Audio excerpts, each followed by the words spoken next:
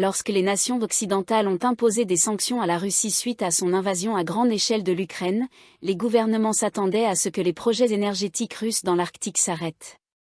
En réalité, les ambitions de la Russie dans l'Arctique non seulement survivent, mais évoluent, grâce notamment à un partenariat de plus en plus étroit avec la Chine. Cette résilience souligne l'importance stratégique que la Russie accorde à ses ressources arctiques et les limites croissantes des sanctions dans une économie mondialisée. Arctic LNG 2. Le projet Arctic LNG 2, dédié au gaz naturel liquéfié, illustre parfaitement les priorités et l'adaptabilité de la Russie. Malgré les sanctions qui ont conduit des partenaires occidentaux et chinois comme Total Energies, Jogmec, CNOOC, CNPC et Mitsui à invoquer la force majeure, Novatek, la deuxième plus grande entreprise de gaz naturel en Russie, qui dirige le projet dans l'Arctique, a trouvé des moyens de le faire avancer.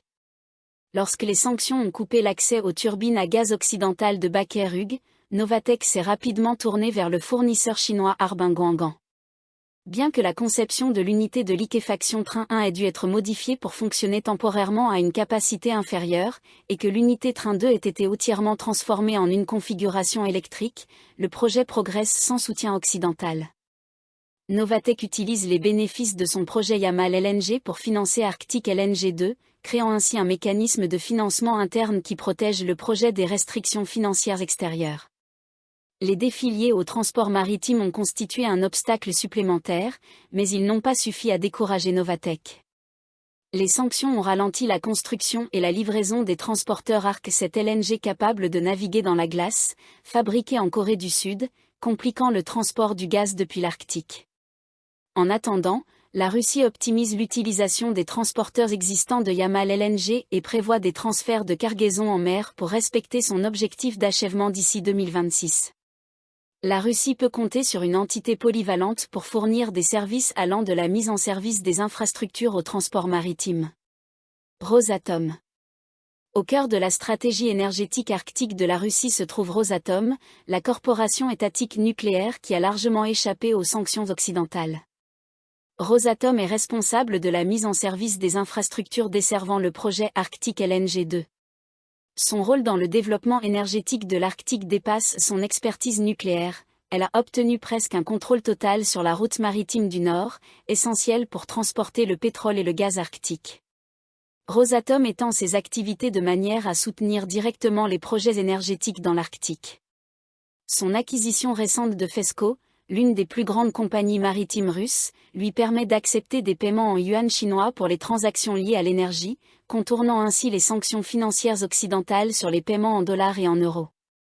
L'immunité relative de Rosatom face aux sanctions crée une faille majeure dans la stratégie occidentale visant à freiner le développement énergétique arctique de la Russie. Les États-Unis restent le plus grand acheteur annuel de combustible nucléaire russe, et la Russie fournit près de la moitié du marché mondial du combustible nucléaire. Cette dépendance rend politiquement difficile l'imposition de sanctions complètes à Rosatom, offrant ainsi à la Russie un outil puissant pour soutenir ses ambitions énergétiques arctiques. Tandis que Rosatom diversifie ses opérations dans l'Arctique, elle devient un canal non sanctionné pour les technologies et les revenus qui soutiennent directement les projets énergétiques russes dans la région, sapant ainsi l'efficacité des sanctions existantes. Le facteur chinois. Privée des technologies occidentales, la Russie investit massivement dans le développement de ses propres technologies adaptées à l'Arctique, ce qui pourrait la rendre plus autonome à long terme. Les sanctions occidentales, bien qu'elles créent des défis, ont eu des conséquences inattendues, elles ont rapproché la Russie et la Chine dans l'Arctique, renforçant potentiellement leur alliance. L'implication croissante de la Chine dans les initiatives russes en Arctique est devenue un facteur clé de la capacité de Moscou à résister aux sanctions occidentales. Alors que les entreprises occidentales se retirent des projets russes, les entreprises chinoises interviennent pour fournir des investissements et un soutien technologique indispensable. Ce soutien s'aligne sur les ambitions arctiques de la Chine. Bien que n'étant pas un État arctique, la Chine s'est déclarée État quasi-arctique et profite de l'isolement de la Russie pour étendre son influence dans la région. Les entreprises chinoises détiennent des participations importantes dans les principaux projets énergétiques russes dans l'Arctique, avec des parts combinées de 30% dans Yamal LNG et 20% dans Arctic LNG 2.